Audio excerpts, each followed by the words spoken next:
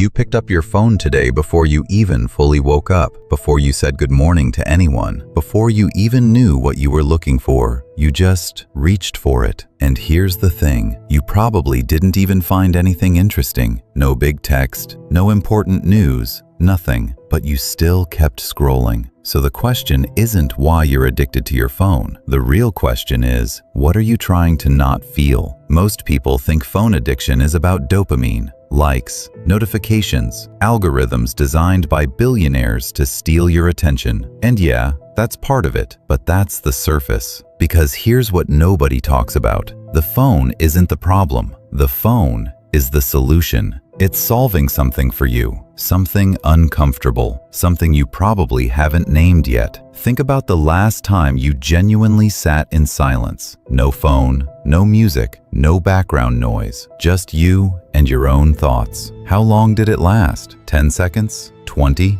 Most people can't even make it a full minute. And that's not a technology problem, that's an emotional problem. Here's what's really happening. Your brain has one job above everything else: protect you from pain, emotional pain specifically. And silence is dangerous for it, because silence is where all the unprocessed stuff lives. The conversation you keep replaying, the thing you said 3 years ago, the relationship you don't want to think about, the question, am I actually okay? The phone drowns all of that out. Every scroll is basically your brain saying, not now, not today, give me something else. And this is where it gets interesting. It's not random people who do this most. It's the overthinkers, the highly sensitive ones, the people who feel things deeply but were never really taught how to sit with those feelings. Sound familiar? Because people who had really stable, emotionally safe childhoods, where feelings were allowed to exist, they tend to have a different relationship with stillness.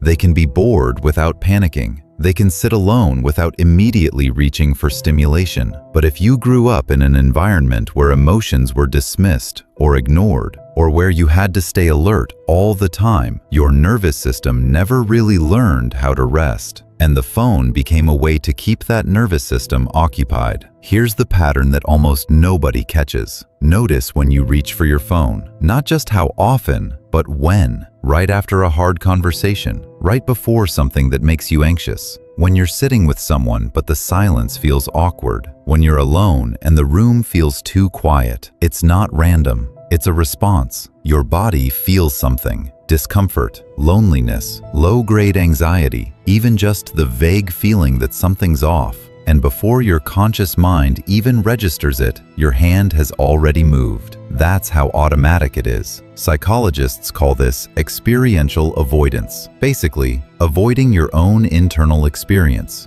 your own emotions, thoughts, sensations. But here's the scary part. The more you avoid something, the louder it gets. The anxiety you scroll away at 11 p.m., it doesn't leave. It just waits. And it comes back heavier at 2 a.m. when there's nothing left to distract you. The thought you keep interrupting with TikTok, it's still sitting there in your mind's waiting room, fully dressed, tapping its foot. You're not getting rid of anything. You're just delaying it. And over time, this creates something really subtle, but really damaging. You start to lose your ability to be present, not in a spiritual meditation retreat kind of way, in a very real, everyday way. You're at dinner, but you're half somewhere else. Someone's talking to you and you're physically there, but mentally you're already thinking about checking your phone. You watch a whole movie and remember nothing because your attention kept drifting. This isn't about willpower. This is about what your brain has been trained to expect. It expects input, constant input, and when it doesn't get it, it generates discomfort just to push you back toward the screen. The silence starts to feel wrong. Being alone with yourself starts to feel like punishment, and that's a really lonely place to be, even when you're surrounded by people. So what do you actually do with this? You don't need a 30-day digital detox. You don't need to throw your phone in a lake. You need to get curious about the moment right before you reach for it. Just curious, not judgmental. What were you feeling?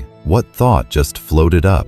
What were you trying to not sit with? Because that moment, that tiny moment between the discomfort and the scroll, that's where everything important lives. Start there. Just notice it. Name it. Even if it's just, I felt anxious, or I felt lonely, or I didn't want to think about that thing. Naming it takes some of its power away. That's not therapy speak. That's just how the brain works. When you label an emotion, your prefrontal cortex starts to regulate it instead of your amygdala running the whole show. You stop reacting. You start responding. Your phone isn't the enemy, but it's been covering for something that actually deserves your attention. The things you keep scrolling past, the feelings, the thoughts, the quiet discomfort, they're not trying to hurt you. They're just trying to be heard. And the moment you stop running, that's when things actually start to shift. Actually, if this hit close to home, there's something else worth knowing. The people who never post but watch everything, there's a really specific reason why. And honestly, it explains a lot.